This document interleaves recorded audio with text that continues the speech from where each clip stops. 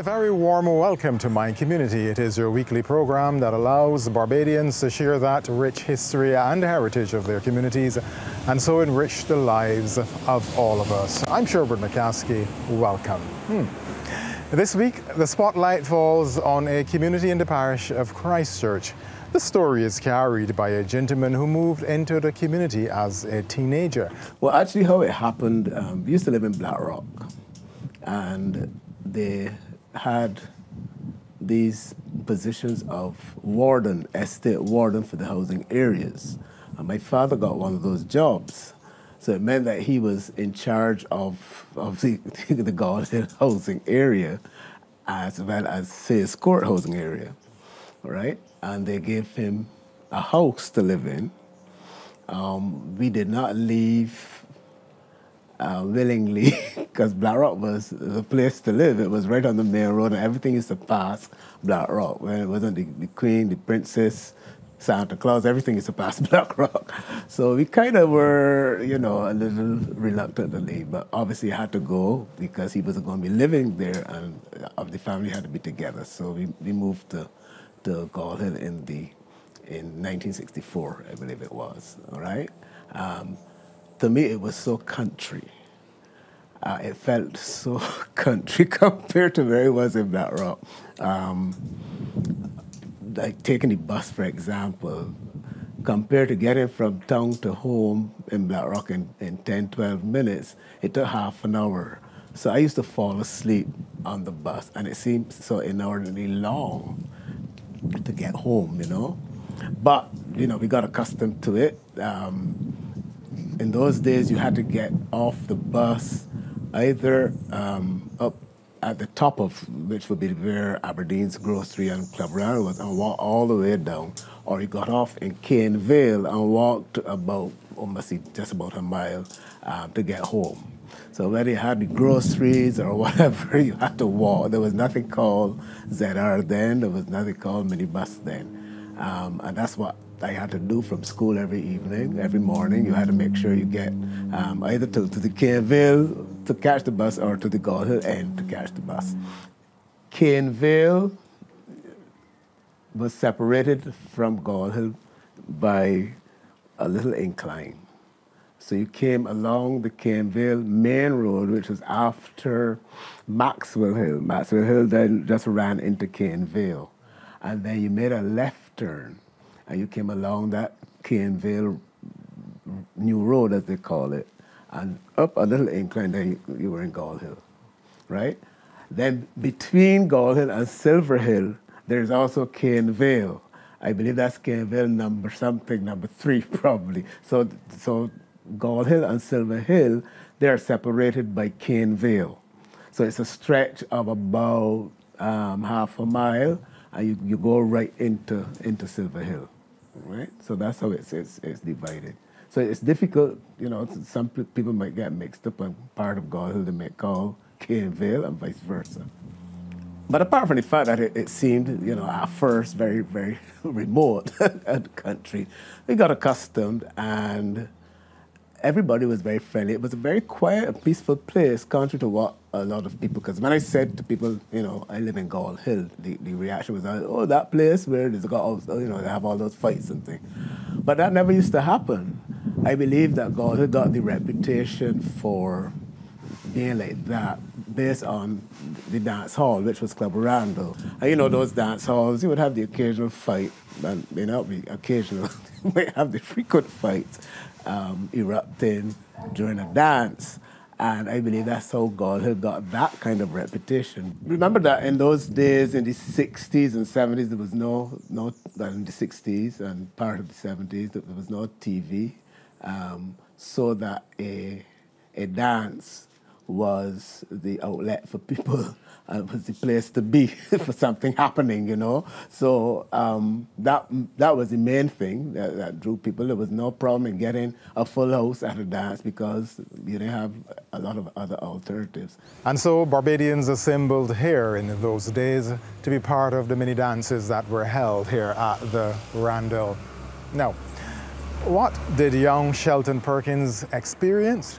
Was he allowed to enter the Randall?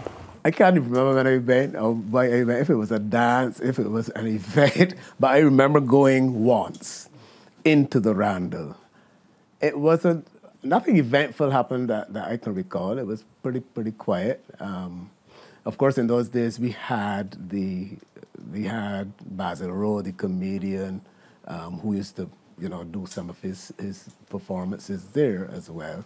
So it had its popularity, And those were the days when every Saturday night there was somebody keeping a dance as a fundraiser, So you would go, or you may go close by and listen to the music where you won't have to pay and go in and enjoy the music. But my experience was pretty quiet. I don't remember anything out of the ordinary happening when I went. That was not all. There was another form of entertainment for community members in those days. But that form catered to the soul and the spiritual development of the individual. In fact, an open-air meeting, a church's open-air meeting, was a big thing. And so you would get a lot of people coming and standing around at an open-air meeting because what else is there to do? What else was there to do at the time? And then, of course, you saw the difference when TV came in. You wouldn't get people at, say, open-air meetings. And in fact, I think dances then became obsolete almost after that because people had other options then. They could stay in the house. They could still hear the open-air meeting if they stay in the house so they didn't have to come out. But in those days, that was entertainment for us and excitement for us. It was like a service, You would have singing, preaching, and you may have, in those days, there was a lot of equipment, musical equipment, so you had probably a loudspeaker type thing, and tambourines, and so we'd be beating for the music. That would be the accompaniment for the music mainly, because they didn't have a lot of guitars and keyboards and things like that at that time. Right? So that was mainly what it was, singing and preaching. Sometimes it may last an hour, sometimes two, depending on how long the person would preach. Today it is a public recreational area for the community, but in Shelton's days it was home of the open-air meetings. The area now where it's named after the former politician who passed. It's a little park right at the top. That's where they kept the open-air meetings mainly, because that would have been an open lot. It wasn't a park then. It was just an open lot, so that's where the open airs were kept. Shelton goes on to speak of the pride of the residents and the delight they took in maintaining their homes and ensuring that their surroundings were attractive and kept in very good conditions. Well, housing areas tended to have a reputation. It would be like what you call the projects in the U.S., So it was obviously public housing which the government provided, cheaper than most other places. So you expected that the people who lived in those areas would be people from a lower socioeconomic background, right? So that was the kind of expectation and the perception that people had. So you always felt that these people were less than, to put it plainly. But it wasn't so, because those people, or we, I should say, the pride that those people had in their homes, and so was unimaginable, You could tell because you saw, say, like at Christmas time, how they decorated and made sure. I mean, every house had to have up new curtains and a whole new this and new that for Christmas time, And they were fiercely proud of how their houses looked. Nobody's house was on view till Christmas morning, You would hear all the knocking and the noises and right through till probably 4 o'clock on the Christmas morning. But after that, when you came back from church, you could see the difference. And people had that pride about how their houses and around them, their surroundings looked. And I don't think you could tell any difference between them and people who lived in what we now call the heights and the terraces as far as how they carried themselves. I don't think many people knew that I lived in Gall Hill. Couldn't look at me and decide, well, he lives in Gall Hill based on how we look. Because, we carried ourselves with a certain degree of decency and pride in how we looked, for that area. But that was the perception, generally, of housing areas generally. Right? My father was also responsible for Sayers Court, which was a smaller housing area, but he just used to visit there and go around to houses to collect rent every week. And that was part of his job as the warden, to collect the rent. There was a small hut that was built for him to be in during the week. People could come there and pay their rent, or he could go to their houses and collect the rent. When Silver Hill then was built, Silver Hill was added to his area. There was Gall Hill and then there was Silver Hill, all right? I don't believe that they had built all there is now. It's not a big area because it's just, the straight, one straight road going down. And it must have been in the early 70s that it was built, that Silver Hill was established. It had to be the early 70s. But you realize that Silver Hill is there now. So it's a new area. And the houses looked bigger and mostly upstairs flats. And you then realize, well, there's another area for my father to cover. So that was there, Silver Hill. It didn't have, I don't think it had the same kind of, being a newer area, it didn't have the kind of reputation that Gall Hill had, all right? That grew as time progressed. The reputation that it might have had, or it took on, became that after time. But for us, it was one of the most peaceful places to live. Where I lived, the gap, as they called it, then it was just slabs. It wasn't a road. It was slabs in the road. But you could still drive in and out, treading carefully, of course.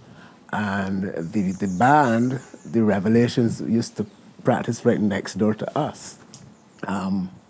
With the Nurse Boys, Lloyd and Anthony and Matt and Gabby Scott was the lead singer. So every evening, at night, you would get, not every day in the week, but some days during the week. And one thing with them, by 11 o'clock they were done. So you had no problems with noise going past 11 o'clock. They would finish by 11 o'clock every night, because that was the kind of respect, we had for each other, neighbors and so, right, in that time and in that area. That respect, once celebrated and revered in traditional Barbadian community, is certainly one of the many features that made us who we are today. Now, as it relates to commercial activities, especially the purchasing of goods, there are several shops around, and of course there is the People's Market in Through the Bridge, where you can find all of your groceries and the most friendly staff. But what about that type of activity in Shelton's days? The shop was Aberdeen's Bar and Grocery, right up on the main road, the main Gall Hill Road, Aberdeen's Bar and Grocery, and that was renowned. Everybody knew Aberdeen. Everybody knew Aberdeen's gun, and Aberdeen was the person who owned Club Randall, which was the dance hall across the street. So that was the place to go for groceries. I believe, you could, as the old people say, you could trust as well. You can get your things and pay later. So he knew everybody, and he was a no-nonsense man. So you couldn't go and mess around as far as paying your dues and paying your debt is concerned. In Gall Hill, there wasn't, apart from the Christchurch Parish Church, which was a little way away, there weren't any churches really. That there was also the Wesleyan Holiness Church in Lodge Road. That was probably the closest. So what happened, my mother, who was a real go-getter, when we were in Black Rock, she decided to go around to all these houses and ask the parents to send their children to Sunday school, and this was at River Road, which is in town. And when we moved to Gall Hill, she did the same thing. So they then had a bus which used to come every Sunday morning and take the children to River Road, bus full of children. So that most of the children in Gall Hill at that time ended up going to River Road Church as their church, really. So that's the church they would remember because there wasn't anything else close. So River Road was really church for the youngsters to go for Sunday school and church, And that continued, I think, that bus, there's still a bus, but I think it's the church's bus rather than the public bus. There's still a bus that does that, even up to today. And that is good news indeed. In addition to keeping people healthy and active, sport also provides the opportunity to enhance people's emotional and mental well-being, and it brings about a more cohesive community. What about sporting activities here in Gall Hill? Road tennis was the thing, because on the main, what we call the top road, obviously you didn't have buses running through there. There were not many cars, and there were no ZRs. So you could play a whole tennis match without interruption. You could play a tennis match or two or three without interruption. So that was the main thing that we got up to. There was also cricket. You found, because in those days there was no Silver Hill. So all of that area was open lot, dunks, trees, bush. You would walk from Gall Hill all the way down to Kendall Hill, and you can get as many dunks between Gall Hill and Kendall Hill as you would want, all right? There were no houses at all in that area. The area between Gall Hill and Silver Hill, which is now Cane Vale, no houses were there in the initial stages. So all of that was area you can go play, run around, hide. If you like, get up to mischief if you want to. So that was free reign area, You can vertically roam as much as you like, and as far as you like. There was no Kingston area as such. There was no Watton. There was no Watton? No Watton area as far as housing is concerned. It was still Watton, but no housing really. So you could find an area that you can create a playing field to make a cricket pitch. There was also Caneville, which had another open lot, and that's where the cricket was played. We also had what was a retired rock crusher. That's what it was, I am told, because when we got there, it was no longer in use, but it was a rock crusher. So that became the kind of meeting place for the youngsters. My oldest brother, who's now passed, when he got to Gall Hill, he was like the Duke. In fact, that was his name. They christened him the Duke because he would be there, and he would be. I mean, he had those youngsters almost sitting at his feet. I don't know what he used to say to them because I didn't want to really hear him because he was my brother. But all of the youngsters from Gall Hill used to be in that rock crusher and listening to him. I don't know how many lies he told, how much truth he told, but he had them eaten out of his hand. When he left to go to England, some of those youngsters cried because they looked up to him that way and saw him as somebody to really revere. And I guess what he said to them made sense, because they were young, I guess, and relatively innocent and, not exposed to tongue, as they call it. So they saw him then as, a demagogue. Throughout Barbados, community members have always gravitated towards the nearest town for one reason or another. Gall Hill's nearest town is Oistins. Community members at some point in time frequented Oistins. What was Gall Hill's relationship with Oistins? I used to spend a fair amount of time because he would walk down to Oistins. Walking was the thing to do because there was not a lot of public transportation available. So he would walk to Oistins comfortably, walk down there at night. Of course, those were the days when you didn't have to worry about anything happening to you. So you would walk down to Oistins at night time, walk the street. It was probably more lively than where we were in Gall Hill. when I first went, Oystins was nowhere like it is now. The Branker store was the main store. There was a Bata, that was a shoe store. Bata, Bata. That was a shoe store. And not a lot more, right? The fish market was there, of course, but there was not a lot more than that. There was no Kentucky, no Chafet. so oyster, but still it was lively enough because of the fish market and a couple of stores. The library was there as well. Those are the days when people went to the library and borrowed books, and you got your little card, and if the book was overdue, you had to pay a fine. So the library was fairly popular, and the post office was right next to it, which is still there, right? But those were the main things, and there were a few other shops where you can buy things to eat, and so as well. There was no Oystins Beer Garden as there is now, but it was still a lively place to go and walk around. So I remember the first Oystins Fish Festival. The festival, you would walk up and down. There was, it was mainly like a line. So you go and you walk around, you see what's happening, depending on which day you go. The Saturday was obviously the most exciting day of the three. There used to be a gospel concert on the Sunday evening, so we would go down to that. But the Saturday would when they would have the boning competition. There are 4 contestants, and I think 3 are from Oyston, 1 is from Speightstown. Now, ladies and gentlemen, I have great pleasure in announcing the queen of the fish boning competition, 1980, Eleanor. And the greasy pole thing, and so on. And you would stroll up and down, look to see what you can see, and then you're tired walking up and down, then you go back home. Interestingly enough, Shelton remembers the Oystins Fish Festival of 1979 and the Ashfall. My sister reminded me of it when we had the last Ashfall that happened, Oystins Fish Festival that we had, and we left Oystins with all the ash in our hair coming back home. But we weren't as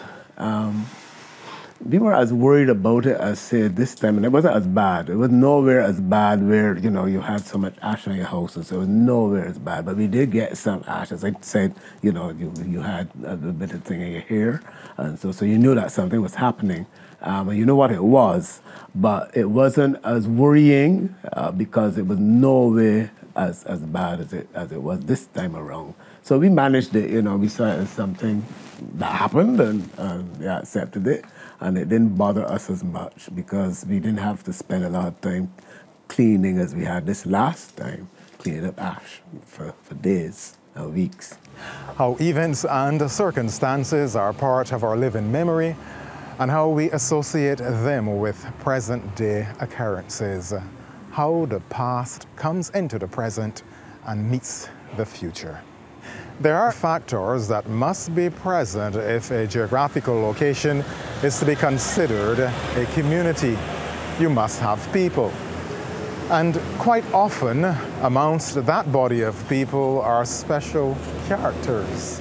We had a couple of people who were, you knew them because they were noisy.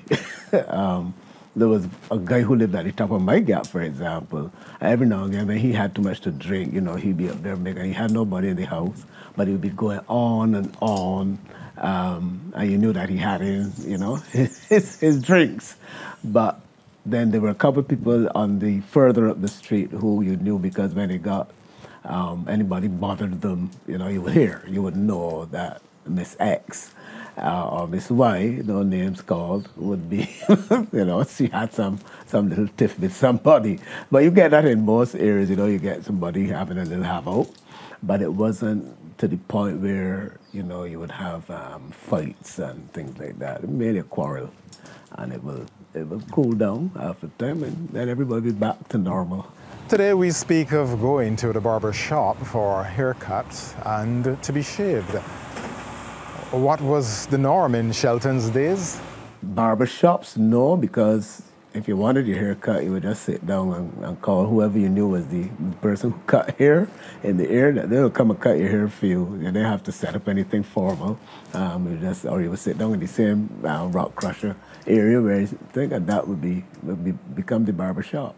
Easy like that. So you didn't have to worry too much. You knew who the good barbers, quote unquote, were and who would give you a good haircut. I can't remember who they were, but I knew they had people who would cut, youngsters who would cut your hair and do a good job of it. Of course, in those days, you got home at a decent hour as a schoolboy. You couldn't be out walking about till after midnight or up to midnight. You got home by a certain time, and 9 o'clock we were in our house. Or in the weekday, you had to stay in and do your homework. You would get to be out, say, till about 7, 8 if you didn't have any homework. That was I guess the ones who were under heavy matters from the parents. But when you saw 8 o'clock, 9, nobody was on the streets then. No youngsters were on the streets strolling around, idling. Not on the week.